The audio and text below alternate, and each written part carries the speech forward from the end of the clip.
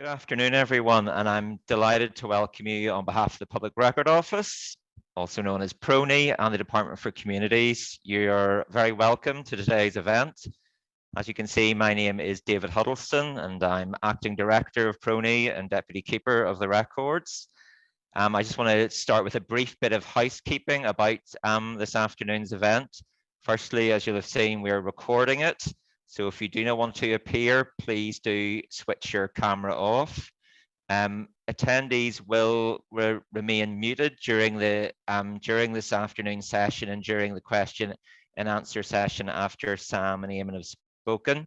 But please do use the chat function in Zoom to post your questions for either Eamon or Sam or for both of them. Also, please do feel free to say hello and comment in the chat.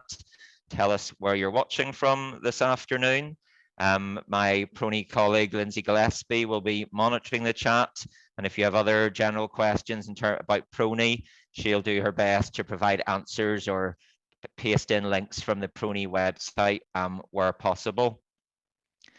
Please also do check the Prony website or our Facebook page or Eventbrite for more details of upcoming events. During the last week of January, there's two events that I'd like to highlight. One is relating to Holocaust Memorial Day, and it's titled Fate Unknown, Tracing the Missing, and that's available to register through Eventbrite. And then also later during that week, the final week of January, there's also the launch of a new online resource it's the digitized indexes to the Belfast Workhouse, the site of what is now the City Hospital, 51 Lisburn Road. So that is being launched at the end of January. So I'm really pleased to introduce Secrets from the Files 1998. I'm sure some of you will have been along to previous sessions with Dr. Eamon Phoenix and Sam McBride. And today they're going to be revealing some of the secrets from behind the news headlines from the recently released government files of 1998 and some earlier years. And they obviously had an opportunity to preview the files in December, and then were able to publish their contributions and coverage at the end of December. I'd also like to acknowledge government departments in Northern Ireland who reviewed and transferred the files last year, and all the team involved at Prony, especially Ian Farr and Jane Hutchinson, for their work on the release of files. And just to view any of the records yourselves, obviously we're keen for people to come in and access government records, official records. You need to get a Prony visitor ticket, and you can find out how to do that on the Prony website. You do need to currently book an appointment in advance to come into Prony, and you can do that via Eventbrite. And again, details about how you come in and make an appointment are all available on our website. And when you're in, you'll be able to use the Prony catalogue, and you can order out files, read the secret letters, the memos, reports exchanged between governments, politicians, and civil servants in a reading room in a similar way to what Eamon and Sam did back in last December. I'd also just like to reference official records online or documents from official records that are online. And this is in a project called Prony on Cane, the conflict archive on the internet. There are now over 3,500 Prony public records on Cane, and that amounts to approximately 14,000 pages for the years from 1968 to 1996. And it was back just in the middle of last December, about a month ago actually, that documents from 1995 and 1996 were uploaded as part of the most recent addition to the ongoing partnership between Ulster University and Prony. These records have been digitized and they're free to search and view. Prony and Ulster University intend to add material from 1997 and 1998 later this year. Prony have also been working with NI Screen and UTV on behalf of our Engaged Communities Group and the Department for Communities in a partnership to preserve, digitize, and make available the UTV film and tape archive. And we are going to see a short compilation of clips from the UTV broadcast news from 1998 that relate to some of the topics covered by the recent file release. Before playing the clip, I'm delighted to introduce today's speakers.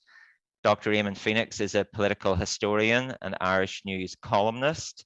He is a member of the Taoiseach's expert advisory group on Centenaries, and I'm delighted that Eamon's been able to come back and give us an insight today.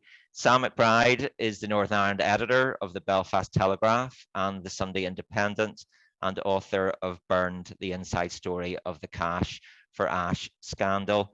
Eamon is going to speak first, and then he'll be followed by Sam. Over to you, Eamon. Thank you very much indeed, David, and thanks very much to David and his staff for facilitating all of us who worked in Prony on these files at a very difficult time. And it was amazing, the generosity and hard work of the staff of Prony.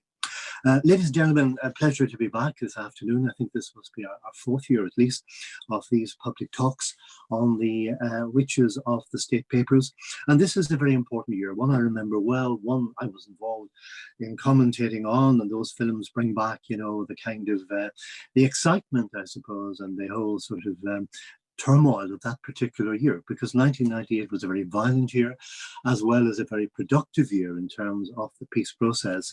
It began really with the series of loyalist murders of Catholics in Belfast, and indeed the two governments on the 12th of January issuing their heads of agreement document, which really envisioned the forthcoming Good Friday Belfast Agreement, the idea of balanced constitutional change, a local assembly based on a power-sharing executive, and north, south and east, west dimensions. All of that was included in that. And of course, this was really the most important phase of the multi-party talks, which had begun the previous year. Now, of course, including Sinn Féin for the most part during this year. But in the end, of course, violence continued and 55 people would die in 1998 as well. Early in the year, in January, as the talks continued, the small loyalist Ulster Democratic Party was expelled from the talks because of murders by its paramilitary wing, the UFF in this case, and of course in March Sinn Féin were briefly expelled because of IRA involvement in murders as well.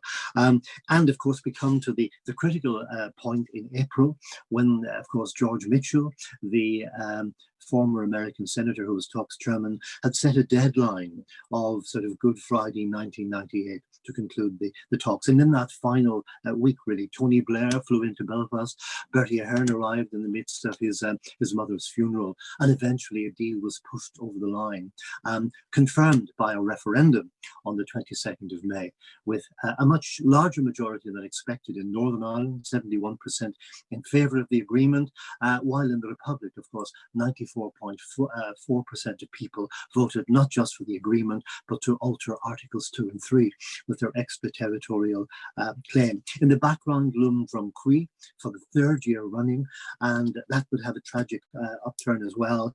And of course, there would be a long process of establishing an executive, beginning with the appointment of first and deputy first ministers.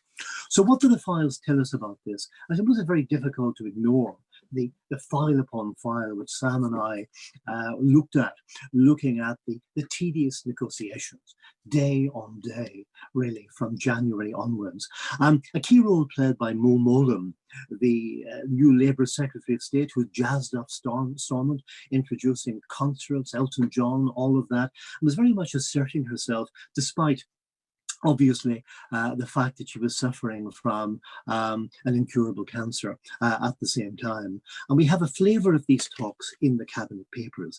For example, on the 13th of January, we have a standoff, a confrontation recorded between two major figures on the paramilitary front, I suppose, Martin McGuinness, who was Sinn Féin's chief negotiator and former IRA commander, and David Irvine, who headed the PUP negotiating team and had served a term of imprisonment for UVF involvement during the Troubles. And of course, Sinn Féin had been complaining that the UUP were not really engaging with them directly in the talks. So this was a major issue, that there was no kind of equality at the talks table, although that was not the view of the two governments. And according to the report, the talks chairman had just asked the participants to consider the two governments' proposals when Martin McGuinness stated it would be of immeasurable help if the Ulster Unionists would recognise the inclusiveness of the process and speak to his party in bilaterals.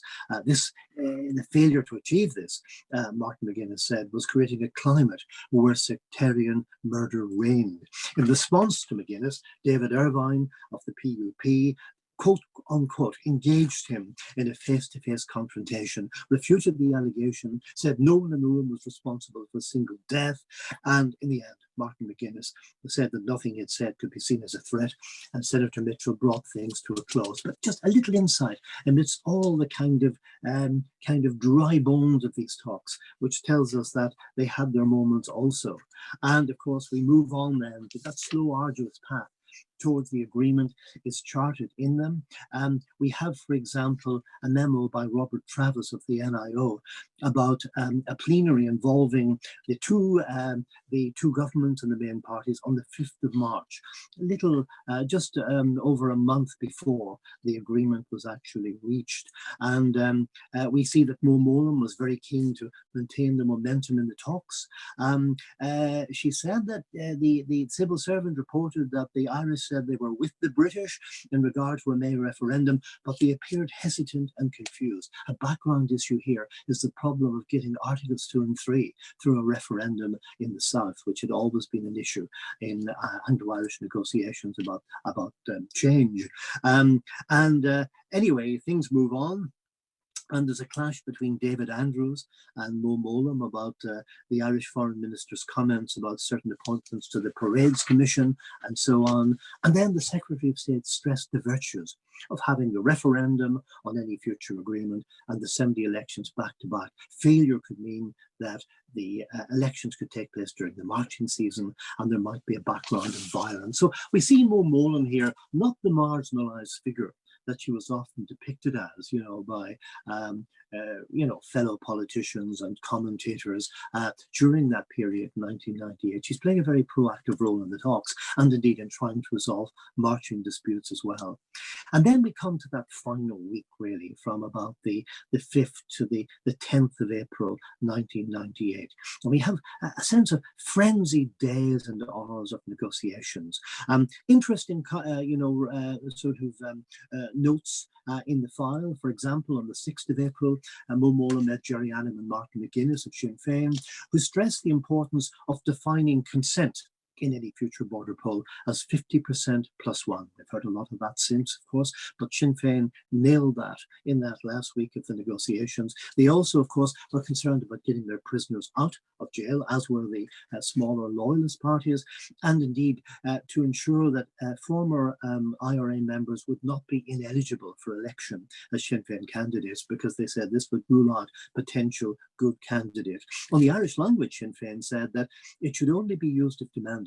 And this was designed to placate unionists, so an issue that continues to run, of course.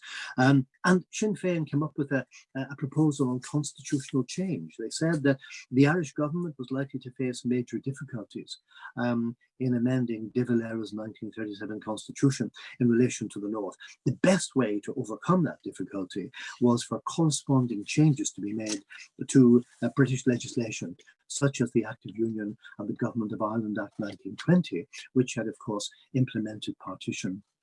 Later, Minister Paul Murphy met Hume Mallon and the SDLP. They were very concerned that the first and deputy first ministers to the Assembly should be elected on a cross-community vote and not on a largest party basis, which again was agreed. Problems arise with the Ulster Unionists. A note by Ted Hannett of the NIO on the 7th of April reported a meeting between Mitchell and the two governments. Mitchell's assessment was that despite fierce protests by David Trimble, the Ulster Unionists would be accepting Strand 2, that is North-South bodies, and he thought the two governments should meet Trimble and try to overcome his objections. We can see that Trimble's in a state of high dudgeon. He later meets the Secretary of State and claims that the North-South text of the draft agreement is full of garbage at this stage. So we can see that problem, and that leaked out into the airwaves in the last last 24 hours of the agreement. The PUP are concerned about their prisoners. The Women's Coalition are very concerned about the establishment of the Civic Forum, which briefly runs, of course, until I think 2001 or thereabouts. And then finally, of course, we have Bertie Ahern closeted with the SDLP. We have Tony Blair closeted with the Ulster Unionists.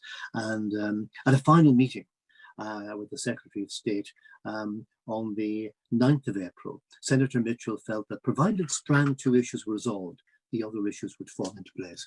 And the agreement is signed, of course, or not quite signed, but confirmed at a major plenary session on the 10th of April. And even then, I remember covering this, commentators were unsure whether Sinn Féin had actually signed up to the agreement. That would depend on a Sinn Féin Ardèche a few weeks later. After the agreement, we move into the period of Hume and Mallon on the one hand, and Trimble and his lieutenant on the other, speaking to the NIO about their concerns about the forthcoming referendum, which was set for the 22nd of May. And in particular, David Trimble is already, fearing divisions within unionism. Geoffrey Donaldson has walked away, and according to Trimble, speaking to the NIO, is very much his strings are being pulled by Lord Molyneux, who is about to make a statement against the agreement. And Trimble fears that he's opposed by a complete coalition of most of his Westminster MPs, including Donaldson, and of course, background figures like the Eminence Grise and former Unionist leader Lord Molyneux himself. The Orange Order is also inching towards rejecting the agreement at this time. So Trimble asked the NIO in April to delay the appointment of ministers for 6 months. The problem is his party can't be seen to be in government with Sinn Féin, which still has a private army. And this will be a theme running through the rest of the year as decommissioning becomes an overarching issue in the talks. What else can we say? John Hume, of course, is very active at this time. He meets the NAO Minister Paul Murphy on the 23rd of April. He seemed relaxed, confident, and more animated than usual. And he said, of course, he just launched the SDLP manifesto, which he said was geared to unionist sensitivities. Hume's rhetoric is very interesting here. I mean, he had outlined the Good Friday Agreement for Peter Brook at Westminster in his private office in 1991. And this was more or less what people were being asked to vote upon now. Hume said there was overwhelming support for the agreement in the nationalist community. Quote unquote, the battle was in the unionist community, and it was important that nationalists should not claim victory. He'd spoken to Bertie Ahern about, quote, stupid remarks predicting Irish unity in 20 years. He told Gerry Adams to play things quietly. And most importantly, he'd sent a message to David Trimble asking him how the SDLP could help in the forthcoming high tensile days, really. He also said that he had had a word with Eamon Paisley to get him to consider how much could be achieved by working together. That reminds us of something that's been very, very dominant in these papers over the last 10 years or so as we've reviewed them. That sort of link between Hume and Paisley, working together as MEPs, even in the darkest days of the Anglo-Irish Agreement, Paisley and Hume find time to have lunch. And you actually find Paisley during the run-up to the establishment of the executive, when a date is proposed to convene the Northern Ireland Assembly for the first time. Eamon Paisley actually says to Paul Murphy, no, that date wouldn't suit John Hume, because he would lose important allowances at Westminster. You have to be very careful here. Paisley having this duty of care for Hume. You couldn't write the script at times in all of this, given the DUP's vocal opposition to the agreement. But Hume outlined the advantages of the agreement for unionism. In his view, the unionist arguments were: one, the future of Northern Ireland is clearly in the hands of its people; secondly, the benefits of working to transform the economy; and thirdly, they would avoid isolation out of 60 million people in these islands. Hume also said the South could do a lot. A lot would have to be done there to overturn the Republican Holy Grail of the 1918 election results. He's talking to the Irish government and Bertie Ahern about that at this particular time. So we can see the way things are going there. Trimble returns for further talks. He's now concerned about the agreement. He's concerned with the patterns of lawnmower man, if you remember the coverage at that time, the kind of garden centre unionist in the Lagan Valley or Mid-Ulster who hadn't voted since the mid-1970s. Trimble felt that, anecdotally, these people were expected to come out for the first time and hopefully vote for the agreement. It was very important, Trimble said, to get Tony Blair into the mix in campaigning for the agreement. He should appear in a town like Coleraine and reassure unionism at this time. He said the unionist community was vulnerable to external shocks, especially large bombs. And of course, he couldn't predict that Omagh was just around the corner in August 1998. The prisoner issue was a very difficult one for church-going Protestants in Northern Ireland. Trimble acknowledged that. But he felt that it wasn't a killer, as he put it. People were more pragmatic here than in Britain, and a local councillor had told him in rural Ulster that most of the killers in his area were already walking the streets and weren't worried about the benefit of an early release under the agreement. On policing, he saw problems with the Patent Commission, which was about to be set up on a new police service, but he felt that the selection of safe establishment members would diffuse unionist concerns at this time. And that's the way things are going at that time. In the end, of course, the agreement is passed by that 71% majority and so on at the time. We then turn to security because, of course, this was the third serious Drumcree crisis since 1996. The files are very interesting on the Drumcree 97, when the Orange March was pushed through the Garvaghey Road by the RUC, and Drumcree 98, when the march was rerouted by the Parades Commission. There was a massive standoff and violence in both years, of course, across Northern Ireland. We see in these files tireless efforts by the NIO and its officials to avert renewed violence at Drumcree as the 1997 12th, this is a year before the agreement, began to loom. There is, for example, in June 1997, Stephen Leach, the Associate Director of Security at the NIO, asserted that the root cause of the conflict on Garvaghey Road is profound sectarianism, which is endemic in Portadown. And he felt the only way of overcoming this in a town where there was a virtual absence of cross-community activity. In contrast to other towns in Northern Ireland, he felt the only way of avoiding cantonization was a task force linked to an economic improvement package of about £15 million. And as the tensions developed, of course, Tony Blair suggests proximity talks in the issue. Lord Cranbourne, the Tory peer, warns the Portadown Orange man to reconsider the wisdom of threatening the union for a 20-minute walk. Then eventually, of course, on the 6th of July 1997, after the Orangemen were permitted to march down the road, widespread rioting erupted in nationalist areas. And of course, this would be a sort of a rerun of the previous year when there had been large-scale boycotting of unionist businesses in Mid-Ulster and border areas.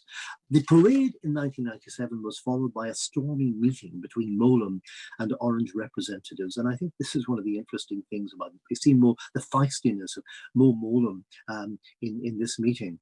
Meeting the Orange representatives at Stormont Castle in the wake of the march in Portadown and the upsurge of violence across the region, the Secretary of State said the situation was dire.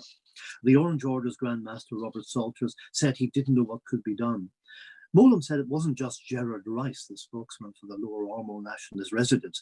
The whole nationalist population were very angry and were now looking to the IRA for protection. Surely, in the interests of Ulster, Number 10 district could reroute its Lower Ormeau march on the 12th of July. Dennis Watson for the Orange Men replied that the Portadown Grand Master Harold Gracie would have been lynched if he hadn't walked down Garvaghey Road. Such was the intense feeling in loyalist circles. And we read here a very interesting point. In the minutes, at this point, another Orange representative, John McCrae, quote, made the mistake of saying that the government should stop pandering to Sinn Féin.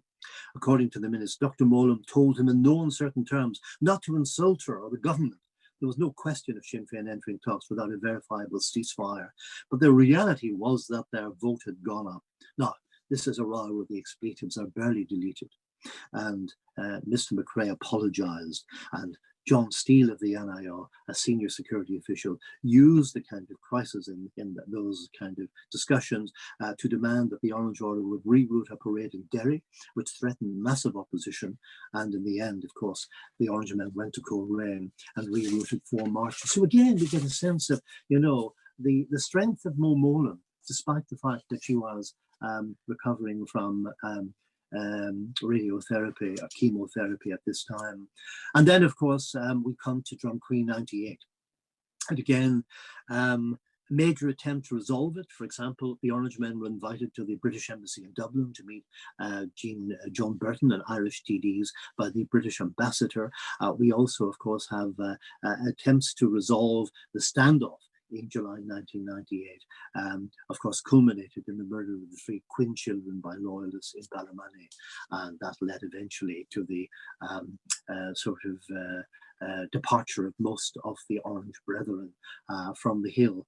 Again, proximity talks had been discussed and so on. Robin Eames had supported a compromise. The local Orange men met the Parades Commission and all of that there. But at a meeting with NIO representatives in October 1998, this is after the march and looking forward to the following year, the Orange representatives said it was becoming increasingly difficult to hold back those who were intent on violence in the town. Stephen Leach of the NIO said if the Orange men agreed to meet residents, then this would tilt the debate over the marches in their favour. Tensions continued, and now you see Constable was killed by a loyalist bomb. And eventually it was agreed that the Orange Order would meet with Tony Blair in Downing Street on the 23rd of November 1998. It's interesting, that discussion. One key thing, of course, was that the Orange men acknowledged that the Good Friday Agreement had been endorsed by referendum and said they would play their part in future structures. However, the parade issue had to be settled as unrest was growing again. Asked about an economic package for the area, the Prime Minister said it could not be taken forward when a kind of civil war continued. And it's interesting that at this meeting, the Orange Order raised the issue of a border poll, which was provided for in the Belfast Agreement. And there's a discussion about this. Dennis Watson of the Portadown Orange men asked about a referendum for a United Ireland. Quote, people feared that in 30 years' time, nationalists might be a majority and insist on using it. Tony Blair replied that the 7-year interval between referenda was supposed to reassure people. There was certainly no requirement to hold one every 7 years. And Dr. Mowlam intervened to say that things would be different in 2025. Besides, opinion polls showed some 10 to 15% of nationalists wanted the union preserved. So we have that interesting aspect there as well during that period. Other aspects, I suppose, Bill Clinton's continuous kind of duty of care for a peaceful solution to the Northern Ireland problem is writ large in his visit to Belfast on the 3rd of September 1998. By this stage, Trimble and Mallon had been returned as first and deputy first ministers, though the establishment of the executive had been kicked down the road because of Trimble's fears over decommissioning not being achieved at that stage. We have a report from Tony Blair's principal private secretary. We hear a lot about prime ministers' principal private secretaries at the moment, John Holmes, to Nick Perry of the NIO. And it's dated 3rd of September 1998. Clinton, of course, spoke, flanked by Mallon and Trimble in the Waterfront Hall, and asked people not to let the opportunity for peace slip away. This was just after the Omagh bomb, as this place was reeling really from the shock of the carnage of 29 people killed that day. In any event, they were accompanied by Mowlam and Clinton's aides, including Sandy Berger, Blair's advisors, Jonathan Power and Alistair Campbell. Blair said he thought they were making progress. Trimble agreed that things were moving. The appointment of Martin McGuinness to the decommissioning body was a significant step. And for his part, Clinton said that McGuinness would be seen as a serious person in this context. But the Prime Minister said the agreement must go ahead in all its aspects, including decommissioning of all paramilitary weapons. And he thought the mood in the wake of the Omagh bomb was ripe for progress on this front.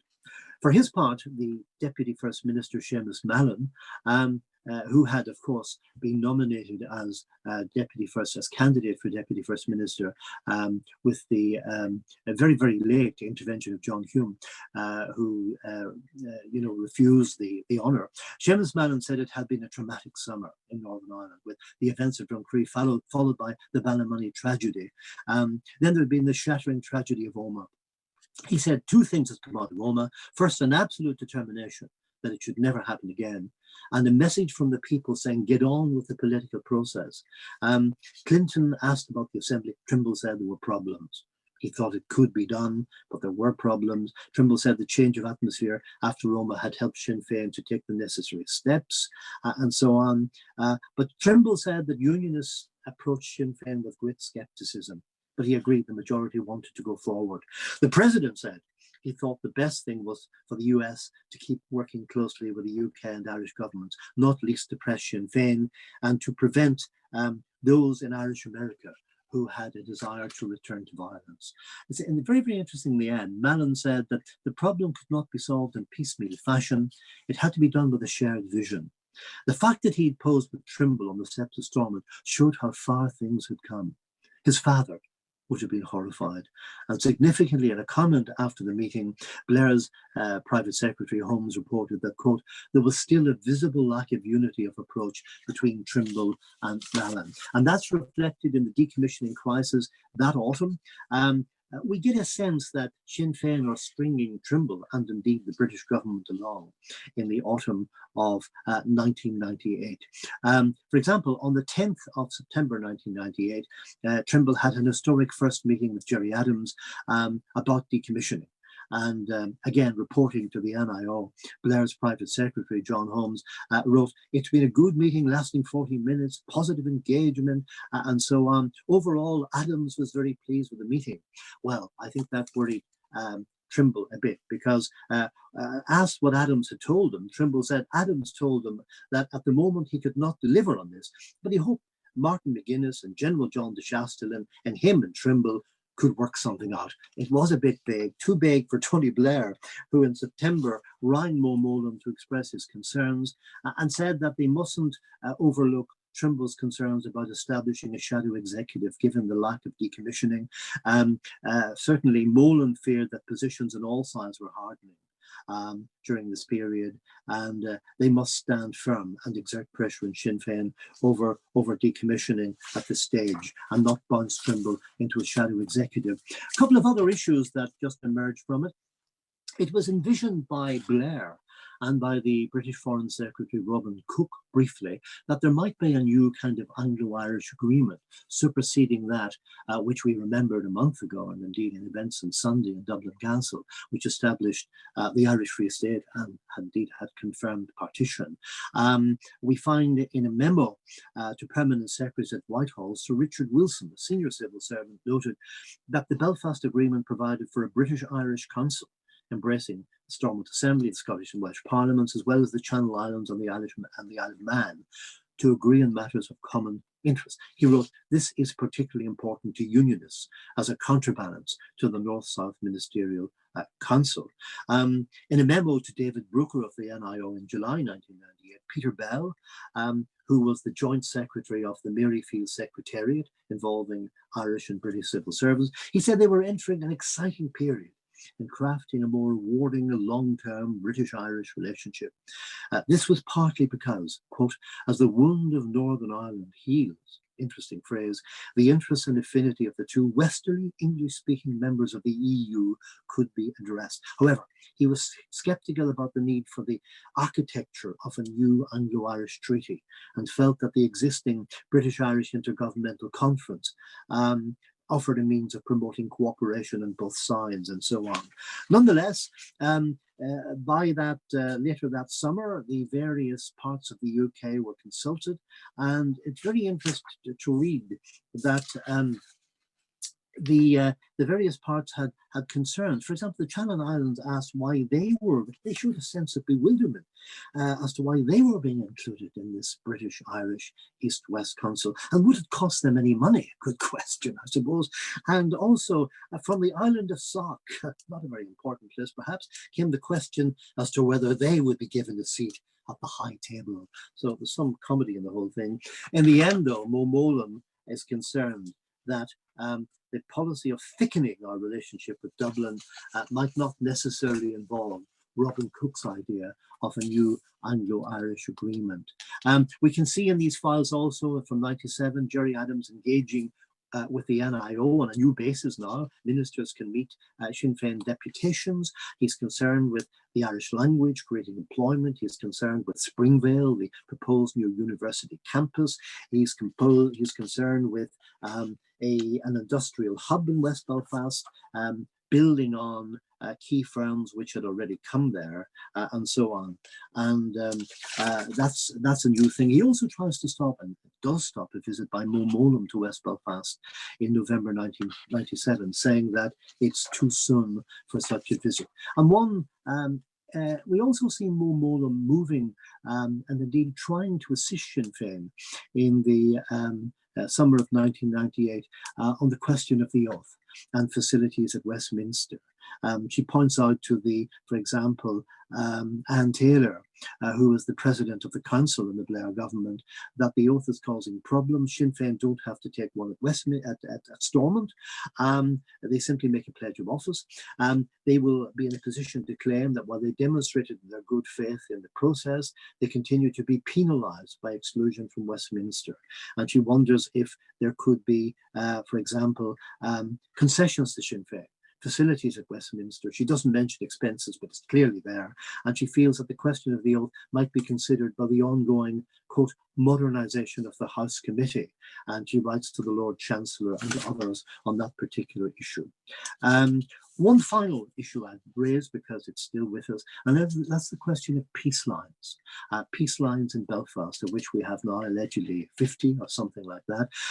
Actually, the then Secretary of State, Sir Patrick Mayhew, who of course had an Anglo-Irish background and was interested in a solution to the problem, he actually commissioned an internal NIO inquiry in 1993 into peace lines. He invited an academic from UU in to discuss the origins of segregation in Belfast from the 19th century.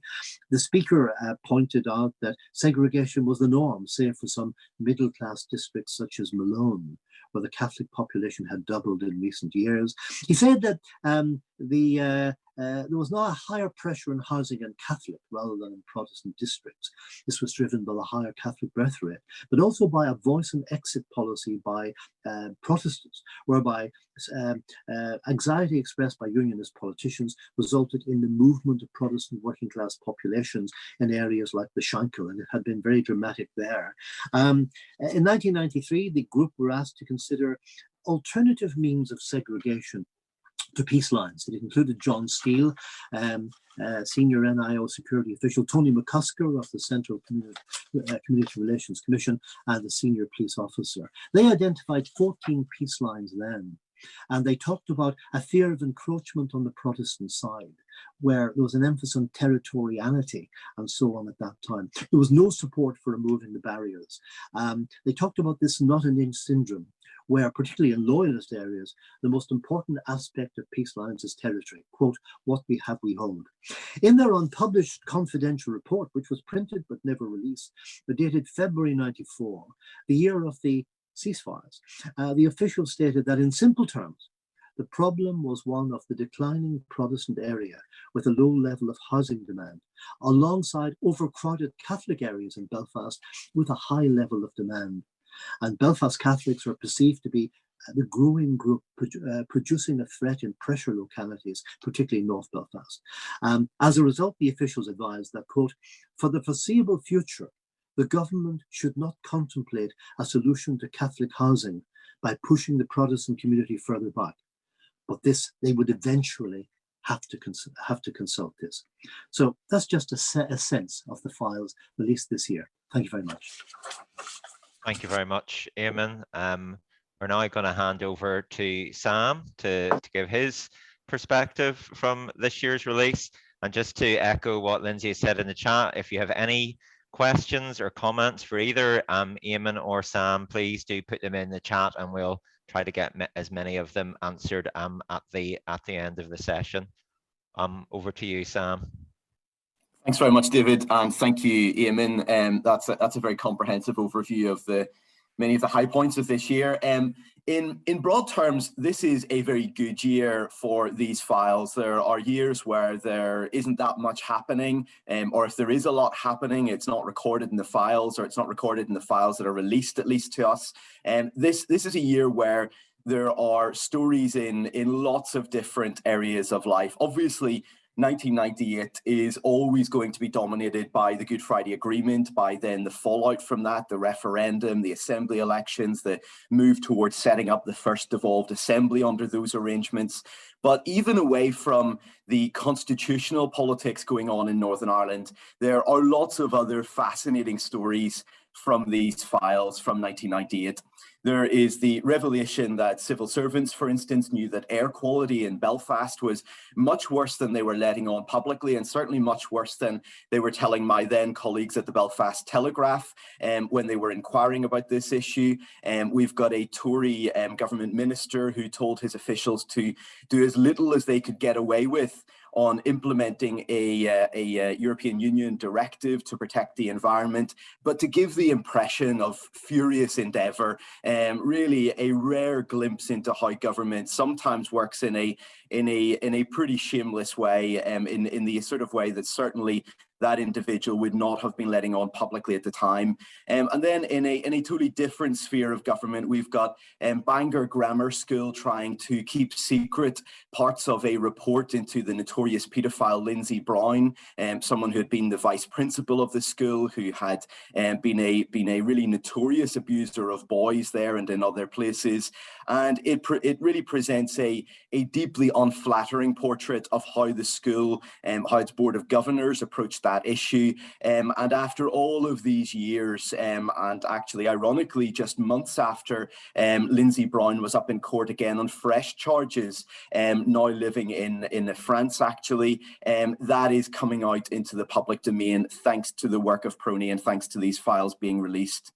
There's also a glimpse into the pragmatism of the man who now leads the DUP, Sir Geoffrey Donaldson, then of course an Ulster Unionist, a senior Ulster Unionist, and someone who was publicly giving the impression of being very hardline, someone who obviously became a very vocal critic of David Trimble, who walked out of the Good Friday Agreement talks, etc. But we see in these files several glimpses of a different side of Sir Geoffrey. Someone who is pledging privately, for instance, to the Northern Ireland office that he will not, and his party will not, make life difficult for the Parades Commission, something which publicly, obviously, his party and the DUP at that point were very vigorously in opposition to, as were really most Unionists at that point. We also see three very interesting and very rare royal files from 1953 and from 1949. I'm not sure if Eamon has ever seen royal files as part of these releases before. I certainly haven't. It's something which is linked to the old governor of Northern Ireland. These are files that were held by him. I'm not sure where they ultimately ended up, whether it was the Northern Ireland office or wherever, but ultimately they have come to Prony. They've been declassified this year after about 70 years. And we see little things in this. We see soldiers, for instance, being given a clear directive. The soldier who is the commanding officer for the ceremonial guard for the Queen at Hillsborough Castle, known then as Government House, he is being told that soldiers are not just there on ceremonial business, they're to be each given 5 rounds of live ammunition, and there's to be a store of live ammunition for other circumstances circumstances, if there's an emergency, to be held securely within the building. We see a request from the Queen's representative in Northern Ireland, that is the Governor of Northern Ireland at that point, for additional food under the post-war rationing system, which was still in place. And that is only, it seems, partially accepted by civil servants. And so there is this dispute as to exactly what they're going to get for the banquets, etc. And a glimpse into some of the more prosaic aspects of royal life. There is a memo to the butcher in Lisburn, and he is told, "We have ordered extra chickens, and I should be grateful if you could select good birds for us. The cook has complained recently about the poor quality of chickens supplied." Moving into the more obvious areas in 1998, one area of interest for me is the files which are not released here. And the big area there that jumps out at me is the lack of anything really that I can see that relates to the Northern Ireland Act 1998. That was the legislation which enacted the Good Friday Agreement. The agreement itself was not a piece of law. And so it was the Northern Ireland Act 1998 which made that law, which set up the Assembly, which gave it its powers, which set the rules by which politicians here now operate.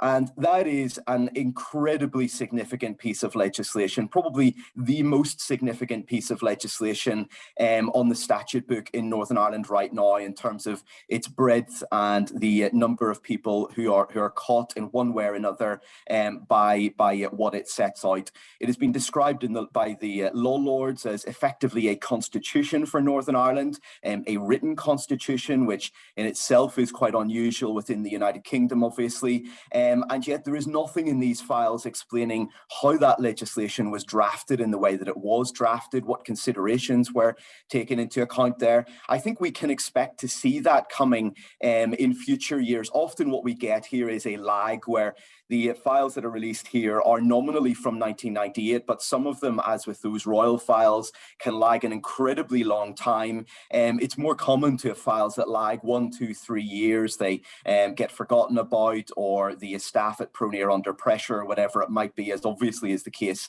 at the moment with the pandemic. But that's something which I think when it does come will be very interesting in understanding how that law was framed and the sort of considerations that were taken into account at that point. And I think that when we look at this issue of the architecture of how the agreement was formulated, how it was then put into place in law, and how really the architecture which now governs Northern Ireland and by which Northern Ireland is governed was established, there is really a fascinating story from these files. It is really a story of frenzied activity where Stormont's rules, the rules that now are really seen as immutable, rules which are seen as, in many cases, unchallengeable. They are so established at this point, but they're really being made up here almost on the hoof. And that, it seems to me, is not because civil servants are acting in a way which is improper. They're not being feckless or lazy, but really they're acting in an atmosphere, in a period of rapid and profound constitutional change where they have to make enormous decisions on a weekly or a daily basis. And those decisions have lasting consequences. And there's one example of this in how the two most senior ministers in Stormont, that's the First and Deputy First Ministers, operate. And it's now very clear to everyone, whatever they think of this, that those two offices are intrinsically linked. They must act jointly. One can't do as much as send a letter in that role without the other giving their formal approval to that.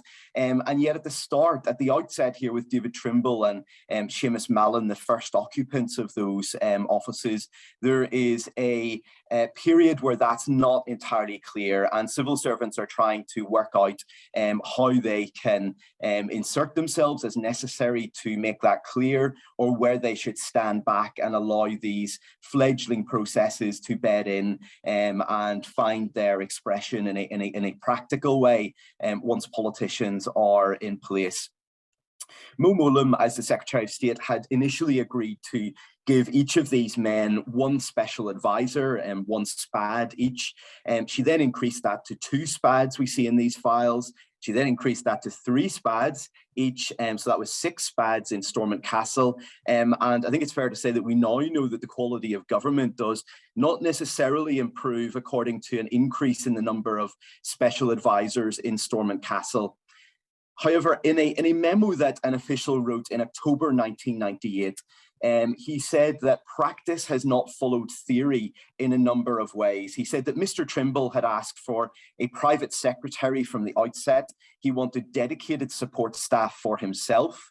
And the original plan here, which Dr. Mullum and the Northern Ireland office had envisaged, where there would be this shared unit of civil servants who would operate to the command of both Mr. Mallon and Mr. Trimble, very quickly ran into sand. And it seems clear from this that it was Mr. Trimble who was the sticking point here, if you like, in this early aspect of jointery in Stormont Castle. Said that he had sought and continues to seek, the memo said, to model his private office on number 10. He designated the first of his special advisors as chief of staff, the second as director of information, and appointed a career official as principal private secretary. He said that Mr. Mallon had, by contrast, appeared content with the arrangements and has been operating them broadly in the way we had anticipated. That's probably unsurprising given the ideological breakdown between what the Ulster-Unionist Party envisaged and what the SDLP envisaged, but it's nonetheless interesting to see that right from the outset, right from the point where these two men were probably getting on as well as they ever did get on, there was this very clear contrast in something quite fundamental within their office. And this civil servant went on to say that there was an underlying and in some ways fundamental difference between them in their approach to joint working, of which their approach to the support team was an illustrative symptom. And the previous day, this same civil servant had written to the head of the civil service to express quite severe concern about another action by Mr. Trimble, about how he was using public money to pay for a document, which could be seen as for party political advantage rather than for that of the whole administration. Mr. Trimble had hired a group of experts led by the economist Graham Gudgeon to draw up a report looking at departmental structures and how Stormont should be organised. However, once it was delivered to Stormont Castle, even though this was a joint office, even though this was public taxpayers' money, the First Minister did not want to share this with the Deputy First Minister. He wanted it for himself. And after conversations between a senior civil servant and Mr. Trimble's chief of staff, David Campbell, it was made clear to the civil servant that the Ulster Unionist Party leader intended to use this for his own benefit to inform his discussions with Mr. Mallon. And he may well give it to him at some point, but really only after it had served any useful function and after those decisions had been taken. And this was something which concerned this official. He said that there were questions here about propriety, about accountability, about using public funds for party political purposes. It's not entirely clear how that ended up.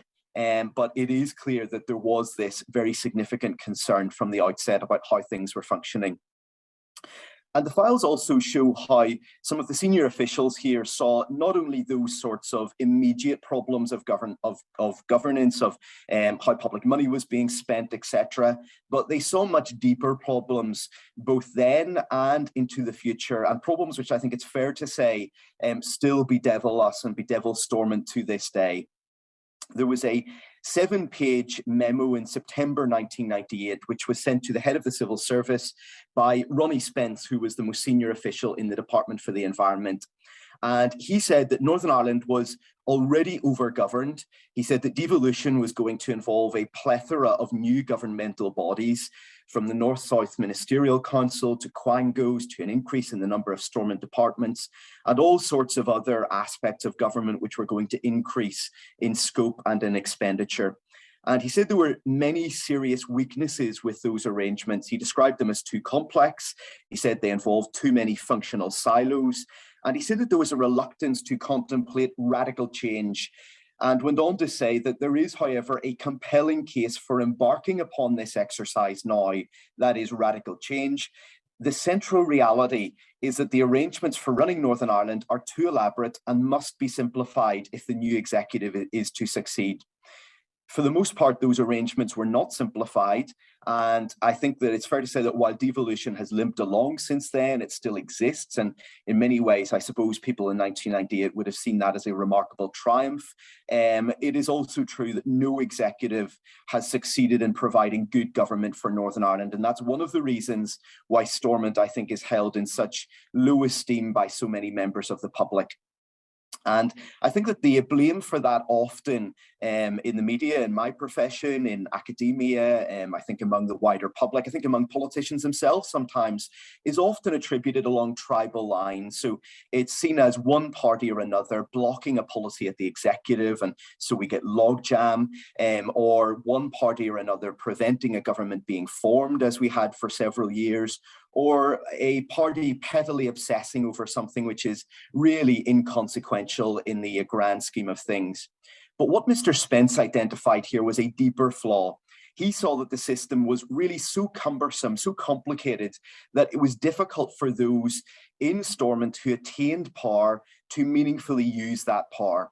And he warned that a worst case scenario is that in a couple of years' time, little has changed in practical terms because the machinery of government is too complex to deliver the changes politicians and the public want.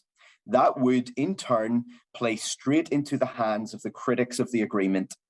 And I think the truth, which wasn't really addressed in that memo, but which we can perhaps see more clearly at this juncture, is that the cumbersome system which concerned Mr. Spence at the outset here was not there by accident and couldn't really be changed without fundamentally altering the architecture of the agreement. It was the design of the agreement to have multiple checks and balances which would limit the power of individual ministers. And that doesn't provide good government, but it's also unlikely that a DUP or Sinn Féin minister who was, for instance, operating with minimal constraints and could do pretty much what they liked, would increase cross-community support for devolution. So I think it's a conundrum which is still unsolved and perhaps unsolvable within the current arrangements, that we're stuck with a system which really can't deliver good government, but which is perhaps necessary, or the alternatives would deliver even less public support. And just one final area which I want to highlight from the files. I think the most surprising and in some ways most concerning aspect of these files for me is a story which emerges in relation to Peter Robinson, the then deputy leader of the DUP, obviously the future First Minister of Northern Ireland. And it's really an extraordinary revelation of the difficulties, I suppose, that are created by secrecy in government, and where we don't know what is going on at the time until so far after the event, albeit it is very positive that we at least find out about these things at some point rather than never. And this is a story which shows that an addition of the official Hansard record, that's the really the almost the transcript of what is said in government, what is said, what is said in the legislature, what is said in Parliament, in Westminster, what is said in the Northern Ireland Assembly, had retrospectively been altered to remove some of what had been said after Peter Robinson threatened to sue over something that was said in the Assembly chamber. And this was in the period where there was a shadow assembly. It had been set up after the Good Friday Agreement in 1998, and it had been given qualified privilege from defamation claims. That's a pretty robust form of legal protection from libel actions. It's afforded to, for instance, media reports of parliamentary debates. But it is something which in certain circumstances, such as where, for instance, you can prove malice on the part of the person who is speaking or who is reporting something that has been said, is possible to be defeated. So it's something where you can still, in certain circumstances, sue for libel, albeit it is a very high bar to get over. And in an urgent September the 2nd, 1998 memo to the Secretary of State, senior civil servant Tony McCusker told her that, quote, following the first meeting of the Assembly, Peter Robinson indicated to the presiding officer, that's the Assembly Speaker, Lord Alderdice, that he might take legal action for defamation against Martin McGuinness of Sinn Féin for remarks made during that day's business. On hearing of Mr. Robinson's intention, the presiding officer decided not to issue any further copies of the first day's business until legal advice could be taken on the matter. The official report was also withheld from the Assembly's website until the matter was resolved. The civil servant said that Assembly officials had taken legal advice from the Crown Solicitor's Office, which had advised that further copies of the official report should not be issued with the offending, could now be issued with the offending sections omitted, but instead inserting the words, quote, remarks made at this point may be subject to legal proceedings and have therefore been omitted. Northern Ireland Office Minister Paul Murphy, who would go on to become Secretary of State, responded to that memo with one sentence. He said, I am firmly of the view that there should be full privilege for the Assembly. That ultimately is what happened. That is what the Assembly now has. And that means that this cannot now be repeated. But it's still unclear what was said, which prompted Mr. Robinson's legal threat. Martin McGuinness obviously now is dead. And to this day, the Hansard report of July the 1st, 1998, recording what was said in the first sitting of the Assembly after the Good Friday Agreement, does not contain the removed words. It contains a message which says that they may be subject to legal proceedings and have therefore been omitted. Thanks very much.